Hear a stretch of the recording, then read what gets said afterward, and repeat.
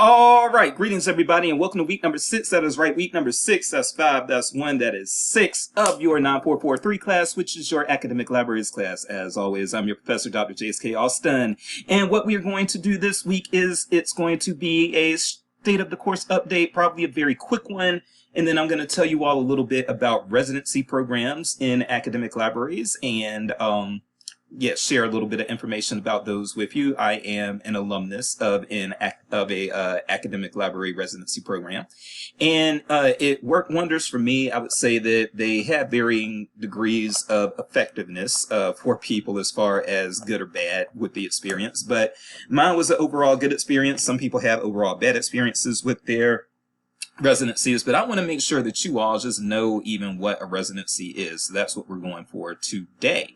All right, so let's get into that state of the course update. I think I can actually keep this check-in video relatively short. We're going to shoot for 20 minutes because I can drone on and on and on about residencies, but basically what I should probably do is share some resources and then let you all go from there if you wish to explore further. So with that said, let's go ahead and get into the let's go ahead and get into that state of the course update. So we are here with the state of the course update. As far as what you have on the horizon, let's pull some of these things down and get up to date. I am currently recording this on September the 30th. So what you've got on the horizon is, we actually don't have that long before our next sync session. I know we just had one, but we'll have our next one very, very soon, October the 14th. And I believe that's going to be Julia Pluta. Yes, that's going to be Julia Pluta talking about law academic librarianship. Again, that'll be on October the 14th. And then on October the 19th, so in mid-October, you will have an essay assignment that is due. And I phased out it. I know this says essay assignment 1. Your final used to be essay assignment 2, but I phased that out. The 2 essay assignments were kind of redundant.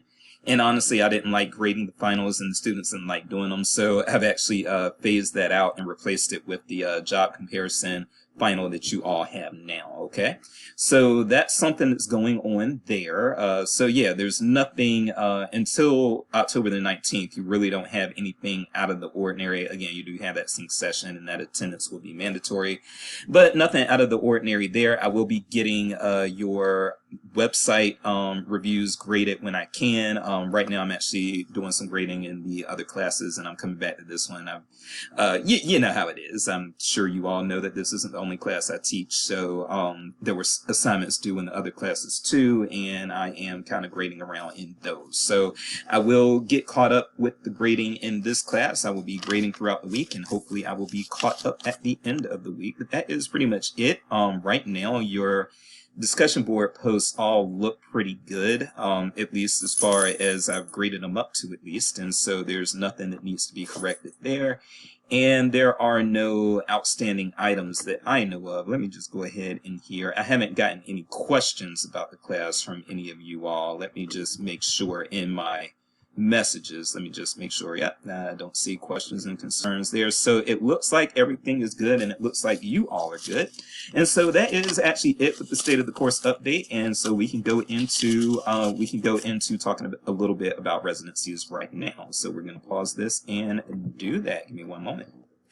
All right, so residency programs. What is a residency program and what do I mean when I say that I am an alumnus of a residency program, and why should you care as somebody taking an academic libraries class? Well, those are all good questions. So let's start with the first one as far as what is a residency program. So again, I am an alumnus of a residency program within libraries. Now, again, and I've had people confused by this. So when I talk about a residency program, I'm not talking about where you're actually living at the library. Okay, that's not what this is. I do understand why it would sound that way, but no, that's not actually the case. So they're actually rebooting this show, so you all may be familiar with this show as well. I'm definitely familiar with it. It was a popular show in my youth. There was a show called Scrubs that is getting a reboot. And for those of you who are familiar with this show, Scrubs, it was about these people who were already graduated from medical school, but they weren't full-fledged full-time, like, well, I mean, full-time they were, but they weren't full-fledged doctors that didn't need, that they were basically doctors in training. They were getting training in practice. And what they were in was what was called a medical residency, okay? And medical residency programs are basically, they help new graduates get real world experience before they start practicing on their own. So usually they're very closely supervised in the medical field. I remember when I used to have recurrent corneal erosion before I had a surgery on my eye. And there was a guy who was a medical residency within eye doctor, ophthalmology, or whatever that term is. He was in a residency for that. And I remember my eye doctor saying, yeah, this guy has a really good showing for recurrent corneal erosion. You probably want to look at his eye within the microscope, or whatever they call that thing that can go into your eye close up. And that's what the resident did. I only saw that guy one time, but he was looking at my eye, he was looking at my cornea that being all messed up and everything, and he was like, oh, yeah. And then my doctor was like, yeah, right. Yeah, and so that's what a medical residency is. Now, with a academic library residency, and one thing that I will tell you all, first of all, is that library residencies are for the most part only at academic libraries. I know that LA Public had a residency at one point, but it didn't last long, I don't believe. And then OCLC, they do have a residency as well. I don't know if it's still active, but OCLC's residency had been active for a long time. And so, again, these residencies, what they are, I'm just going to scroll down. What is a resident librarian? Resident librarian positions have been around for, this says a decade, but this is from 2005. But 2015, but they've actually been around longer than that. They predate 2005. The position is limited in term, anywhere from 1 to 3 years. Usually it is 2 years, but you will find some that are 3. Every now and then you'll find one that is 1. And geared to recent library school graduates. So usually people who have graduated within 1 to 3 years of the start date of the residency. And it offers an opportunity to learn the ropes of academic librarianship in a supportive environment before applying for a permanent tenure track position. And there are many types of residencies these days, blah, blah, blah, blah, blah. We can come back to that. And plus, I'll link this so you can read that. But yeah, basically, so what a residency program does is various academic libraries throughout the country host these. And what they do is they get recent graduates, and again, they just give them real library experience, real library experience. And it sort of helps them, I guess, get their skills up to date so that they're then competitive with people. Let me tell you in theory how this can work out, because I know I'm kind of going all over the place. I'll tell you how it worked out with me, and that'll give you an illustration of how it can work out in theory. So with me, what happened was I graduated from library school with absolutely no library experience outside of like a 6-month internship, which didn't count for anything at all. It was like an internship where I was basically working the circulation desk and then supervising a computer lab. That's not, it wasn't anything that was going to help me on the job market, but it was something that I had to do for my degree back in, again, I was class of 2008 from library school, so a long time ago. But anyway, so when dealing with library school, when I was in library school, again, I was working as a newspaper reporter, and most of my classmates were people who worked in libraries as paraprofessionals. They had worked in libraries, even some of them, a lot of times, they were even student workers, and they worked in libraries at the student level. They enjoyed it, and they got paraprofessional jobs after that, and then they went to library school to become professional librarians, and they had been in libraries throughout all that time, right? So with me, I was at a clear disadvantage because all I was doing was getting the degree, but I didn't have the experience. And so I was going, sorry if you hear that squealing, it's my dog. He's got arthritis. He does that. So I was going to graduate from library school with almost no real practical experience, and I was going to be competing for academic library jobs and public library jobs. But any type of library job that I was going for, I was going to be competing with paraprofessionals who actually did have library experience, and a lot of times a lot of library experience. Some of these paraprofessionals who go back and get their degrees, they've been working as paraprofessionals for years and years, 10 plus years a lot of times, and then they finally decide, hey, I'm going to go get the degree.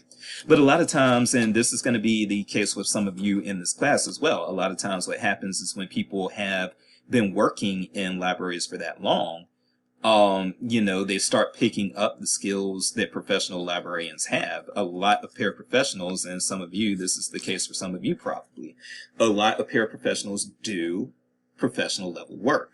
Okay. And so if paraprofessionals are out here doing professional level work, and then a lot of times they're also, a lot of times they also have like references from like people, coworkers and supervisors that are like, oh yeah, well, we can't hire you here, but I will definitely write you a recommendation, because you do good work and you should be a professional somewhere. So I'll give you recommendations so you can get an actual professional librarian job and things like that. So when you see these types of things happening, and again, a lot of times people are also sticking with what they know.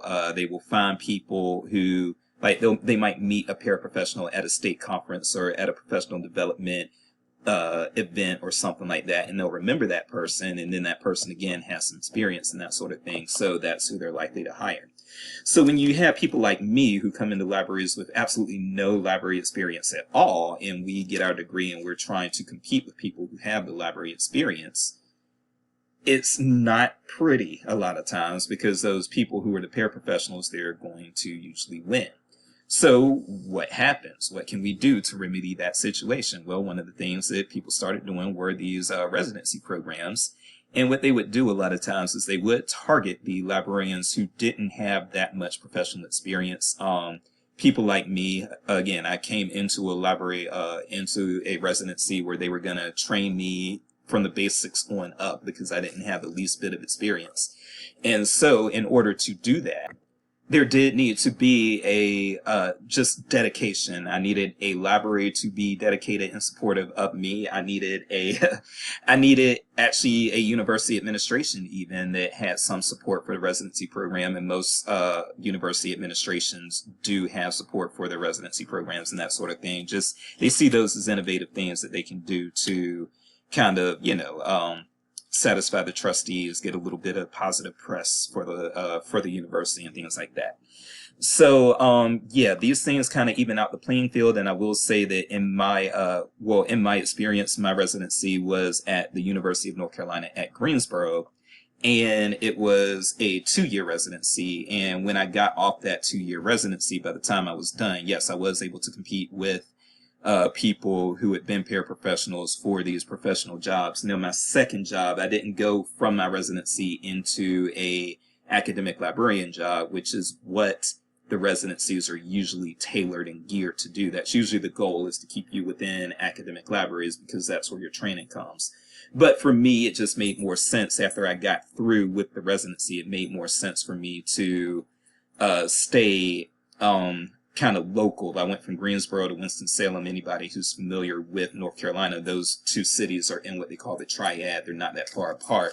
So basically, I just went there from UNC Greensboro to Forsyth County Public Library, and I worked as a public librarian for a few years, okay?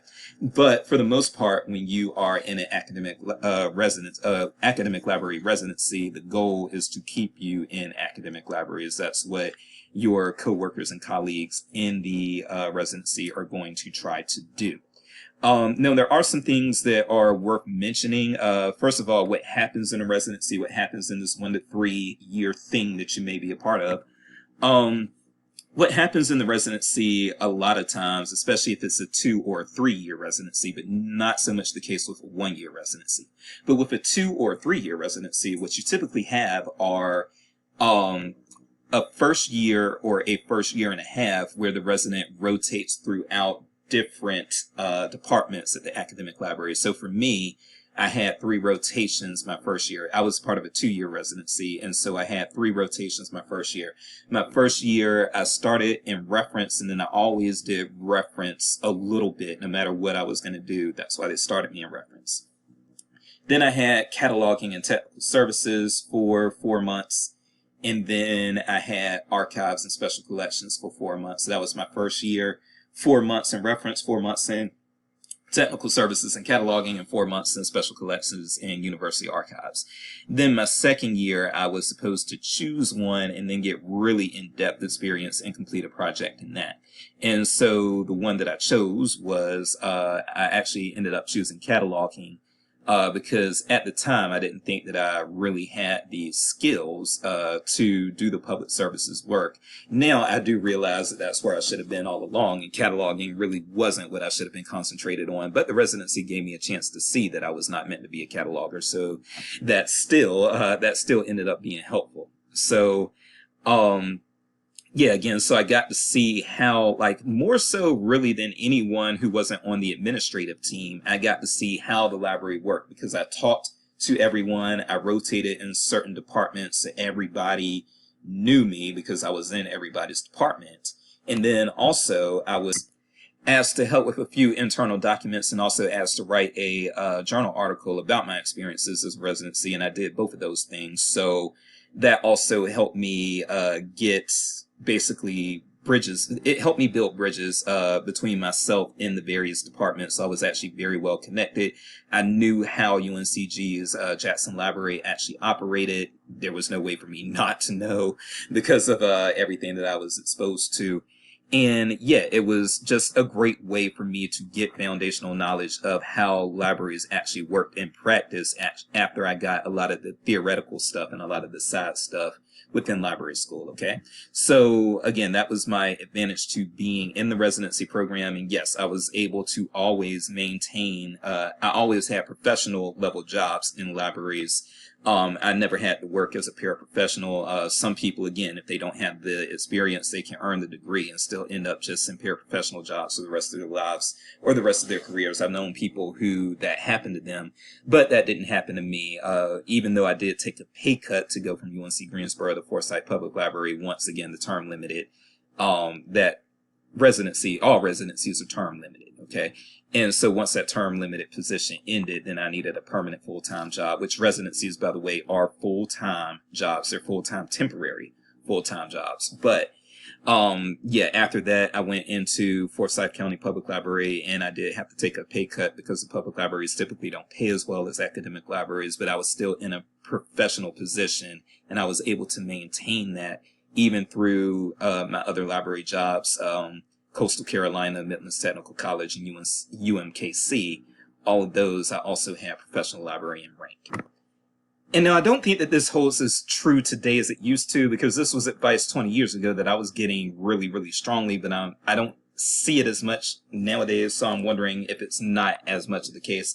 It used to be the case, though, that when you actually didn't have, like, if you ended up with a library school degree and then you ended up in paraprofessional jobs for too long, it used to be that it would be hard for you to actually be able to transition back into well, if you had a library science degree and you were working as a paraprofessional for too long, it would be difficult back in the day for you to get a professional job.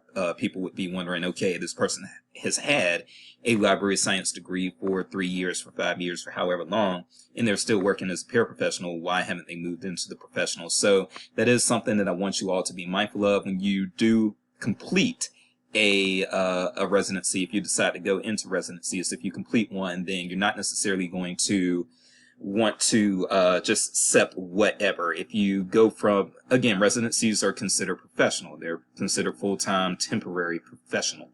And so if you go from that professional job to a paraprofessional job, a paraprofessional permanent job after that temporary professional job is over, that can look good. So that is one risk that that can look bad. So that's one risk that you kind of want to be mindful of. You want to make sure that once you finish with your paraprofessional gig, once you I'm all over the place. Once you finish with your residency gig, that you try your best to stay in the professional ranks so you can stay there. But I do think that the transition from professional back to paraprofessional and back to professional is easier to pull off now than it was 20 years ago. I think there are fewer library snobs now, for whatever it's worth.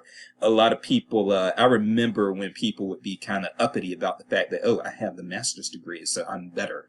And now people really aren't like like that same way. I think that master's degrees are so common these days that people aren't really getting into acting like snobs because they earned a master's degree. So that's something to keep in mind.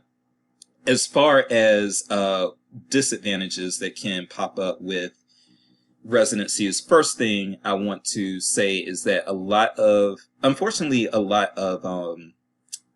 of places just kind of lie and mislead the resident. So you'll see these job openings for resident librarian positions, and a lot of places will say, we'll try to keep you if you can, when they don't have any intention of being able to find a way to keep the person. And so that's something that I find very disheartening. I've known people who really thought that they were going to be able to stay on with the institution that hosted the residency, and then they found out that no, this wasn't going to be the case. They were always just looking to bring in more residents, but they were not looking to create full-time permanent jobs for those who completed the residency there. So that's something that you have to look out for. Also, another thing that you have to look out for is, especially now with the things that have happened with the Trump administration and things like that, I don't even know if quote unquote diversity residencies are going to continue to exist. I was in a diversity residency. Not all residency programs are diversity residency programs, but there's certainly, there was a point when a lot of them, and even most of them, were. And when they were diversity residency programs, yes, you usually had to be a person of color or somehow part of the underrepresented group in order to be eligible for the position. And again, I think that due to all this race neutral, quote unquote, race neutral stuff that's coming in with this administration and that sort of thing, I don't know that a lot of places are still doing the diversity residencies or the residencies with the diversity aspect. But even if you're in a regular residency that doesn't have diversity components tied to it, I think that one disadvantage that can spring up is that you are just genuinely not respected by your coworkers and the people, yes, the people who you work with at the host institution, the institution that's hosting the residency. Those are going to be your mentors, and they are going to be training you and that sort of thing, because you're going to be kind of new, and you're going to be doing a lot of learning, and they're going to understand that.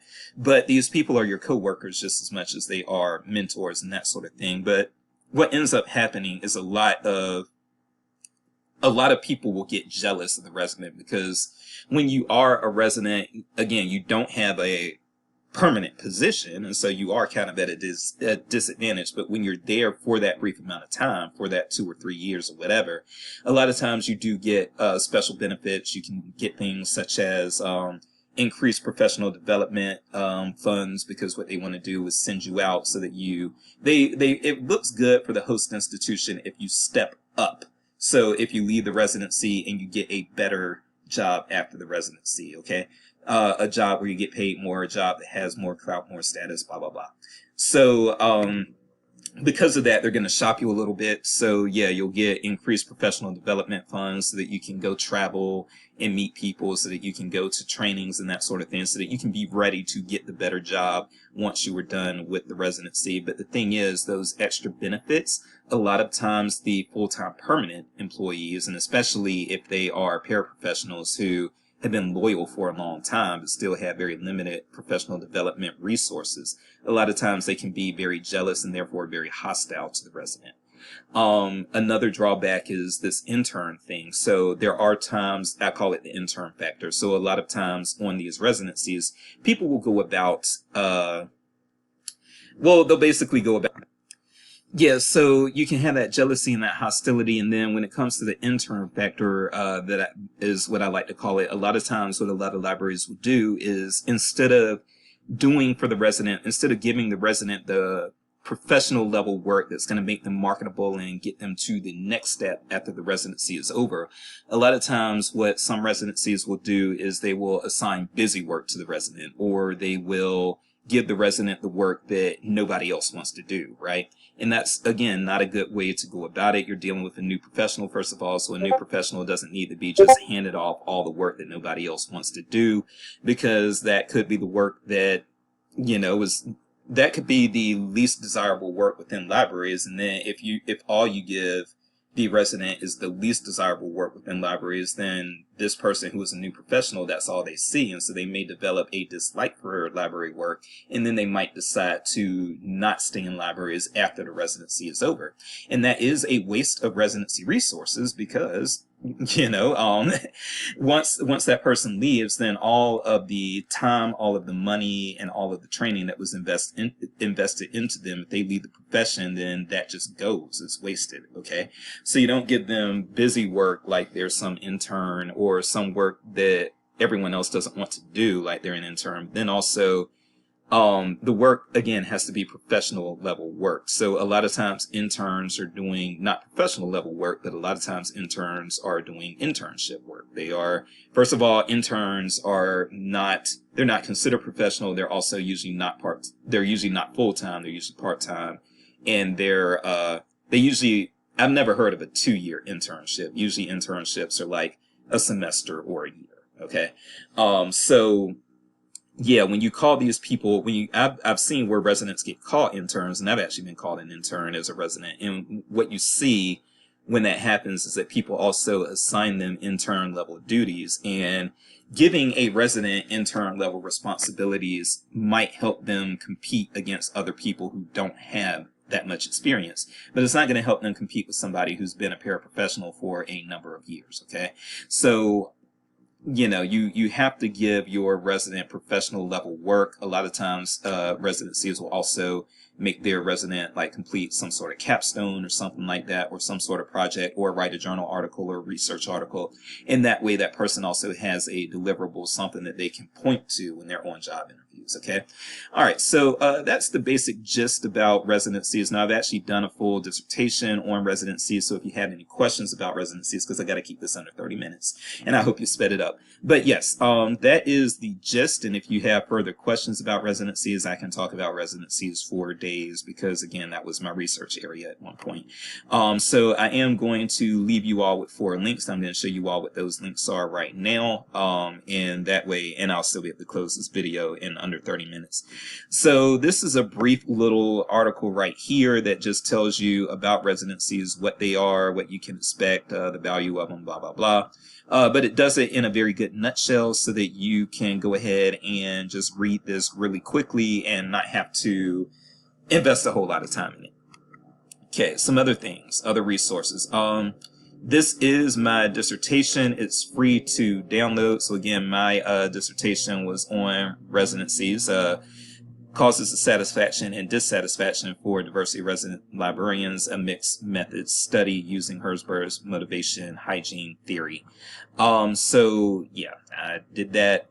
I'll link this if you want to download it, you can, but it's very long. I'm not expecting anyone to download it, but if you've got nothing but time on your hands, you are welcome to do that. That is perfectly fine. So that's my dissertation there, and that's my proof, by the way, that I actually am an alumnus of of that program, and that I earned my PhD. I am not somebody who is claiming I have a PhD that I did not earn, for those of you who are following what's going on with the superintendent and the school superintendent down up in Des Moines, Iowa. Another resource, I will just link this out. This is a WorldCat. What you can do is, if you're interested in this book, Developing a Residency Program, you can actually learn a lot about residencies by reading this book, even if you're not trying to develop one. But this is a book that I co-authored with Lorelei Rutledge, Jay Colbert, and Anastasia Shu. And that is the only book that I've ever published. So I'm very proud of my book that I published, and I've got my copyright here. So, yes, this is something that you can interlibrary loan if you're interested in doing more with residency programs. And then finally, this LibGuide right here has a lot of good information in it as well that I would, including there are 2 webinars. The second webinar is Annie Bellinger, and Preeti Gorecki, which I've known, knew both of them. I probably won't speak to them again, but I knew them in a past life.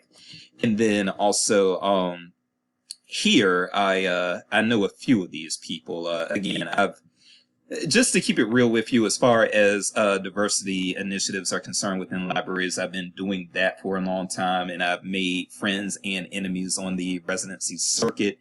I mean, well, on the residency circuit too, but also just in general on the diversity circuit within libraries, because I've done a lot of work and I don't put up with a lot of nonsense. Made a lot of enemies there, but made a lot of friends there too. I won't say which these two fall under, but I will say I do know Mallory and I do know Laura from here. I've met them before, and again, I've met both of these presenters here. But I've again, I think, and one thing that you're going to find is, even though really, and this is my bitterness coming out, but I'm going to let it come out before I close this down. So really, I was, not to brag, but I was the one who kickstarted the library residency research and made it a full thing. No, don't get me wrong, there was library residency research that was out there prior to when I did my own. I'm sorry, we're going over 30 minutes. There was research out there before I did my dissertation, specifically by Megan Perez, and then also by Bird and Blue. I can't remember their first names, but Bird and Blue are a team of writers who had done some diversity residency research before I did my residency research. But for one thing, I was the first person to do inferential statistics, and then also I had the biggest research project related to residency programs that had been, and still is, like, still nobody, I published my dissertation back in 2017. Nobody has gone through the depth that I did or taken as large a research undertaking in residency programs as I have. This is not me bragging, I'm just being honest. But what you're going to see if you start Googling around for resources about residencies, you're actually not going to find my name a lot. And unfortunately, what that is it's because of personal distaste, just to be honest with you. So yes, I'm the one who really got the ball rolling. And then after that, everybody wanted to, after my dissertation started getting a lot of attention, and it led to me even getting put on this book. That was through these co-writers. They saw my dissertation and invited me on. But I say that to say that, again, not to brag, so humble brag, but all of this residency research and all this attention to residencies, it wouldn't exist if it weren't for me. Okay, but then what ended up happening was people, because I'll admit, I'm very no nonsense when it comes to, with my students, I have a lot of grace, but when it comes to other professionals, very no nonsense, and I have very little time for just stupidity and nonsense. And so my personality doesn't go over well with a lot of other professionals, especially on the diversity circuit, especially since I tell it like it is. And so you're not going to see my name on a whole lot of stuff. There was a time when everything that dealt with residencies was going to mention me, like seriously everything. And now it's to the point where they're just trying to pretend like I didn't exist, which I am a little bitter about it, I'll admit, but I want you all to also just be aware of the personalities within libraries as well, because that goes a long way in explaining why even though I did the huge dissertation and helped write the book, why you don't see my name on a whole lot of stuff. Okay, now you will see these other people's names and everything, and some of these people kind of recycled my ideas and reworded them, and now they're the ones who are getting cited. It is what it is. Libraries are going to be in a sticky situation in a lot of areas until they stop trying to make everything personal. And so I'll leave it at that, because librarians do make so many things personal. Just is what it is. Y'all will see as y'all get into your careers. But anyway, I hope to sped this up because I went way over 30 minutes. I'm sorry about that, but we will end it right now. I am Dr. Jace, and if you want to have a successful library residency, you do have to find the right place. That's something that you will learn a little bit more about if you probe further in these materials that I authored or helped author. Jace Place, I have my rhyme. I can sleep well tonight. You all take care.